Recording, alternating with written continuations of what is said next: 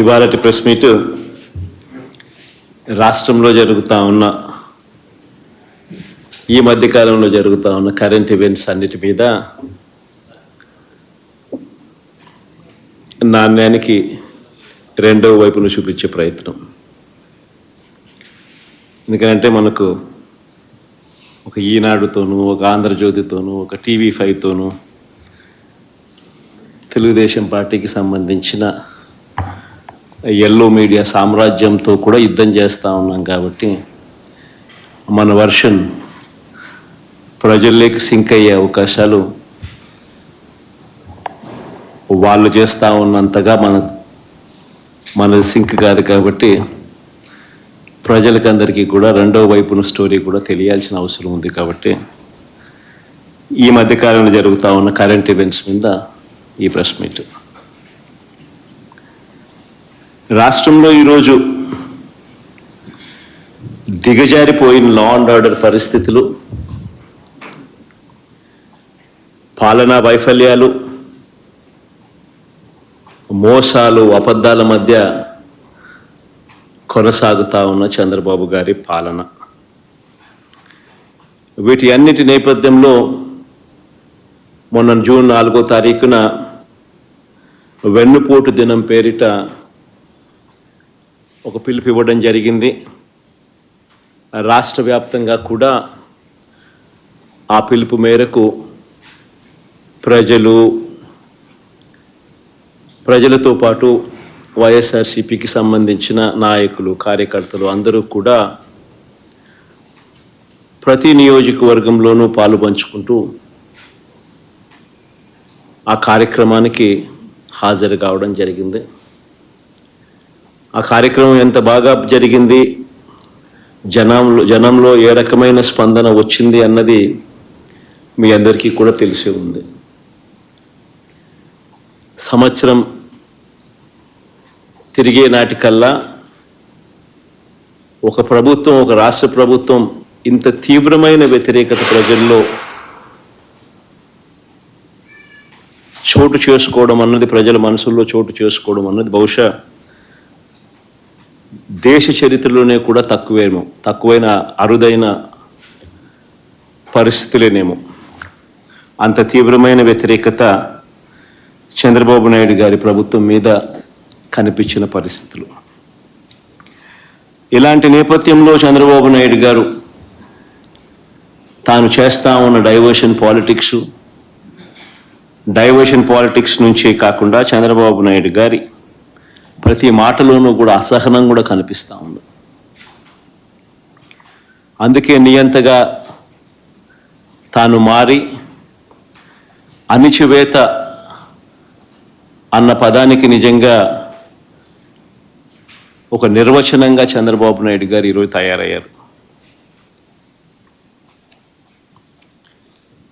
నిన్న నా ప్రోగ్రాం కూడా పల్నాడు ఏరియాలో నా ప్రోగ్రాం కూడా నిజంగా ఒక కర్ఫ్యూ పరిస్థితుల మధ్య ప్రోగ్రాం జరిగింది. ఆశ్చర్యం కలిగించే విషయం, అసలు ప్రజలను లేదా మా పార్టీ కార్యకర్తలను పరామర్శించడం అన్నది ఒక ప్రతిపక్ష నాయకుడు చేస్తే తప్ప అని అడుగుతా ఉన్నా. చంద్రబాబు నాయుడు గారిని సూటిగా ఈ ప్రశ్న అడుగుతా ఉన్నా. ఎందుకు ఇన్ని ఆంక్షలు పెట్టాలి?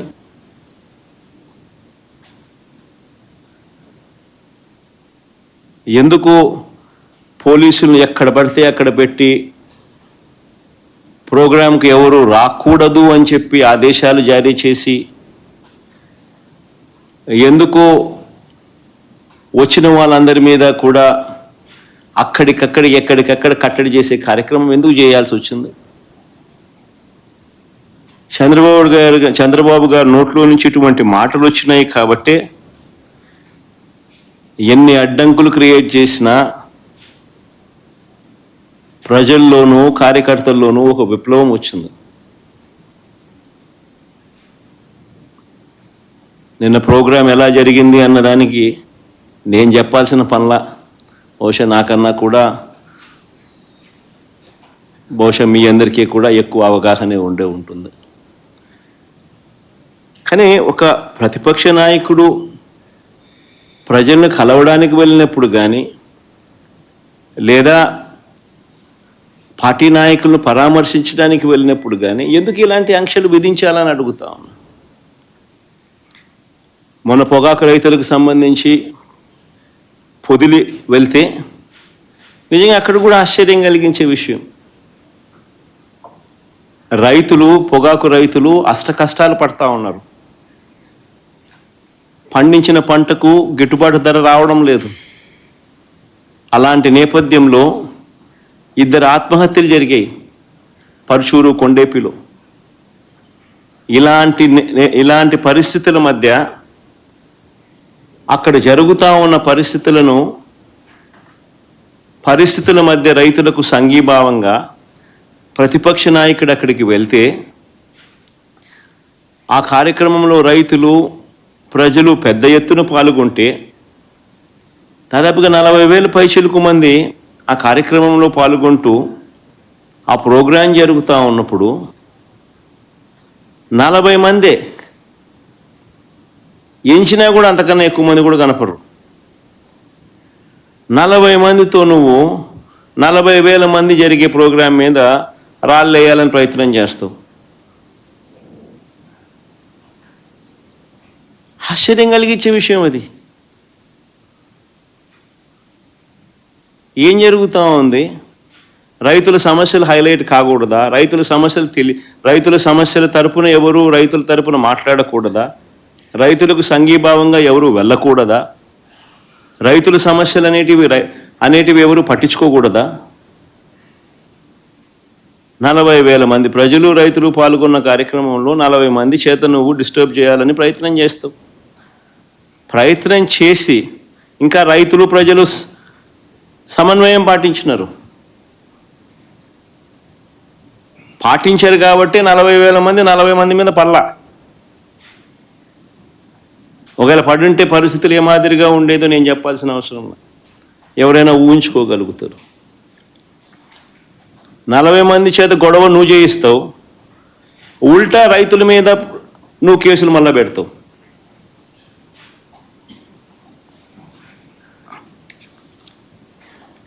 నేను అడుగుతా ఉన్నా చంద్రబాబు నాయుడు గారిని, ఎందుకింత భయపడతా ఉన్నావు? ఎందుకింత అసహనం అని అడుగుతా ఉన్నా చంద్రబాబు నాయుడిని. ఈరోజు రాష్ట్రంలో ఏ పంటకు గిట్టుబాటు ధర రాని పరిస్థితిలో రైతు ఈరోజు వ్యవసాయం చేస్తూ ఉన్నాడు. వరి కొనుగోళ్లకు సంబంధించి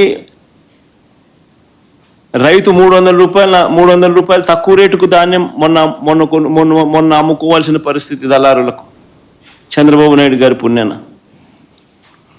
వరి దగ్గర నుంచి మిరప, పత్తి, జొన్న, కందులు, మినుములు, పెసులు, మొక్కజొన్న, సజ్జలు, రాగులు, వేరుశెనగ, అరటి, చీని, కొక్కో, ఇప్పుడు పొగాకు, మామిడి కూడా, ప్రతి పంట కూడా ఏ పంటకు కనీస మద్దతు ధర రావడంలా. రైతులు అష్ట కష్టాలు పడతా ఉన్నారు. ఈ మధ్యకాలంలోనే పల్నాడు జిల్లాలో 2 ఆత్మహత్యలు పొగాకు రైతులకు సంబంధించి పల్నాడు కొండేపిలో జరిగితే 2 రోజుల కిందట పల్నాడులో కూడా చిలుకలూరుపేట నియోజకవర్గంలో, వినుకొండ నియోజకవర్గంలో 3, చిలుకలూరుపేటలో 2, వినుకొండలో 1, మరో 3 ఆత్మహత్యలు చేసుకున్న పరిస్థితులు.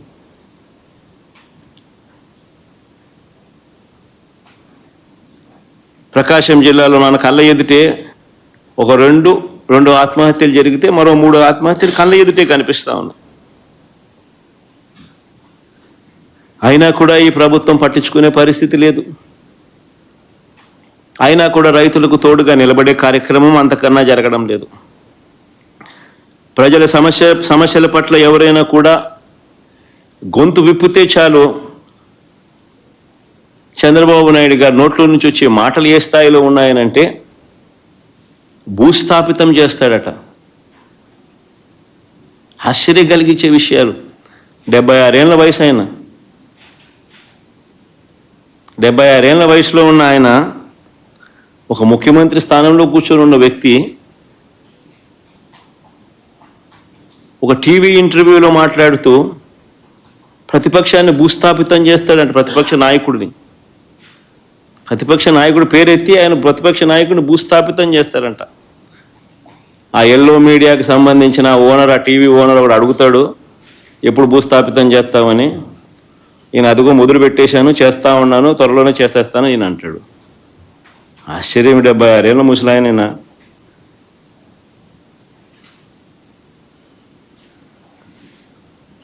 ఈ వయసులో రెడ్ బుక్ రాజ్యాంగ పాలన ఏమిటి, ఈ బెదిరింపులేమిటి, వాడిని తొక్కుతా వీడిని తొక్కుతా అన్న మాటలేమిటి? ప్రజలు ఏదో దేవుడు ప్రజలు దయదలిచి ఏదో అధికారం ఇచ్చారు. ఇచ్చిన అధికారంతో ప్రజలకు మంచి చేయడానికి పోయి, మంచి చేయాల్సింది పోయి, ఇచ్చిన హామీలను నెరవేర్చాల్సిన బాధ్యతను పక్కన పెట్టి అబద్ధాలతో మోసాలతో పరిపాలన చేస్తూ, వాటి గురించి ఎవరైనా ప్రశ్నిస్తే భూస్థాపితం చేస్తాను అనే మాటలు మాట్లాడుతూ ఉన్నాడు ఈ వ్యక్తి. ఈ చంద్రబాబు నాయుడు గారి పాలనలో అసహనం అనేది ఏ స్థాయిలోకి పోయింది అని అంటే, ఏడాది కాలంలో ఈ ప్రభుత్వంలో ఏ ప్రభుత్వము కూడా గతంలో ఎప్పుడు చూడని విధంగా వ్యతిరేకతను చంద్రబాబు నాయుడు గారు ఈరోజు చూస్తూ ఉన్నారు. ఇందులో దీని నుంచి డైవర్ట్ చేసేందుకు, ప్రజల సమస్యలు ఎవరైనా గొంతెత్తి విప్పితే ఆ గొంతును నలిపేందుకు ఏడాది కాలంగా మా పార్టీ నాయకులపై చంద్రబాబు నాయుడు గారు పెడతా ఉన్న తప్పుడు కేసులు నిజంగా చూస్తే ఆశ్చర్యం కలిగిస్తాయి. ఎవరు గలం విప్పినా కూడా గలం విప్పకూడదు అనే ఉద్దేశంతో, విప్పనివ్వకూడదు అనే ఉద్దేశంతో తప్పుడు కేసులు పెడతా ఉన్నారు, టాపిక్లు డైవర్ట్ చేస్తూ ఉన్నారు.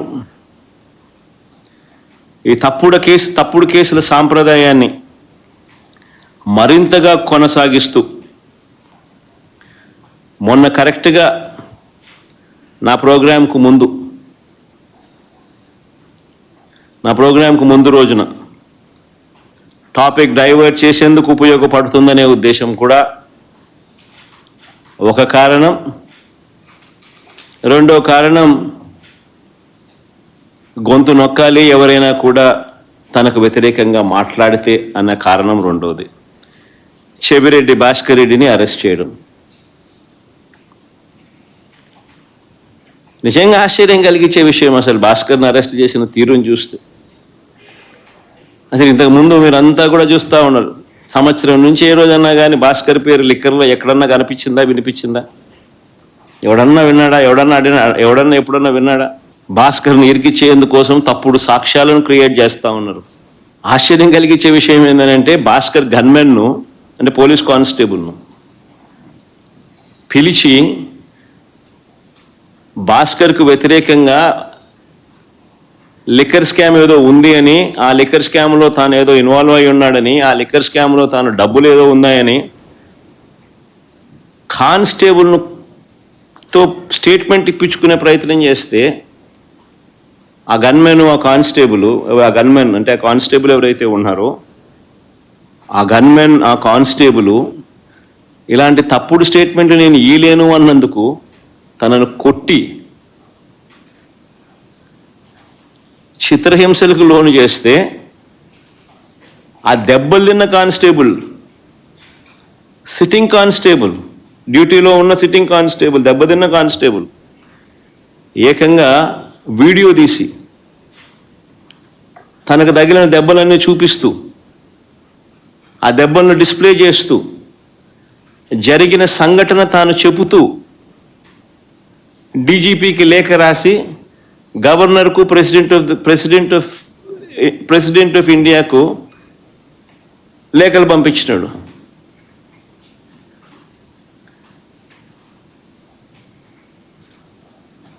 కోర్టులో కేసు వేసినాడు. నిన్న ఆ కేసు హియరింగ్ కూడా వచ్చింది.